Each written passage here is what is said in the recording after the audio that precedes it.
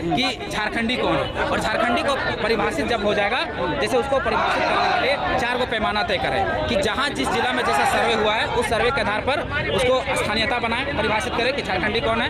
उसमें होगा पहला खतियान, दूसरा भूमि संबंधी दस्तावेज, और तीसरा होगा भाषा, चौथा होगा संस्कृति। इस आधार पर झारखंडी को परिभाषित करें। जब झारखंडी परिभाषित हो जाएगा तो उसके आधार पर नियोजन नीति बनाए। नियोजन साथ ही साथ देखा जा रहा है 4 कंधे में जिस तरह से एक लाश को शमशान घाट तक ले जाया जाता है, उस तरह से आप लोग क्या संदेश देना चाहते हैं? ये 4 कंधे में जो अर्थी की तरह ले जा रहे हैं, उसके बाद क्या कुछ कहना चाहेंगे? जिस तरह से 23 तारीख का आप लोग का आंदोलन असफल रहा, क्या कुछ है आपके दिमाग में, क्या कुछ है आप लोगों के इस मंशा के पीछे?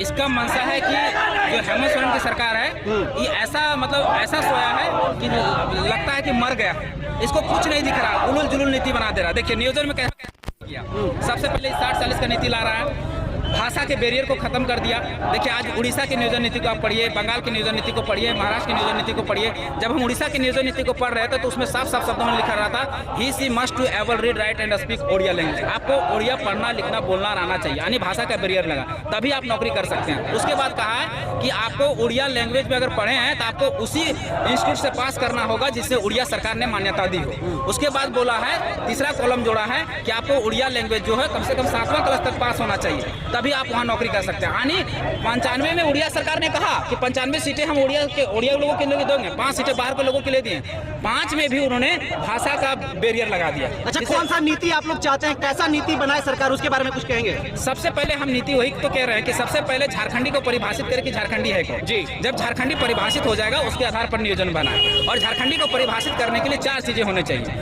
पहला कि जहां जैसा सर्वे हुआ, अगर गिरिडीह में 1908 में सर्वे हो तो 1908 को लागू करे, कोल्हान में अगर 1964 में हो तो 64 में लागू करे, अगर बोकारो में 1932 में हुआ तो 1932 में लागू करे। 32 का मांग हम लोग इसलिए कर रहे हैं कि झारखंड के 85% इलाकों में ये सर्वे हुआ है, ये एक रिविजनल सर्वे है।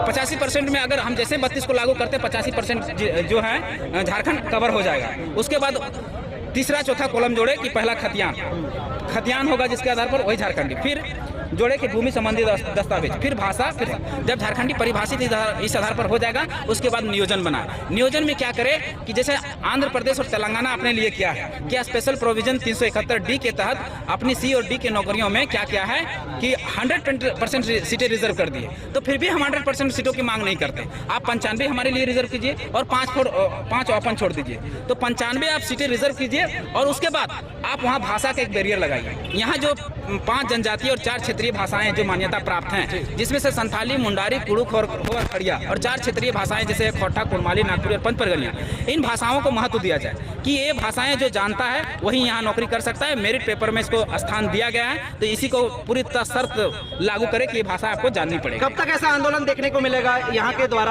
विद्यार्थियों के द्वारा? जब तक 60-40 की नीति को वापस नहीं ले लेती सरकार, तब तक ये आंदोलन चलता है।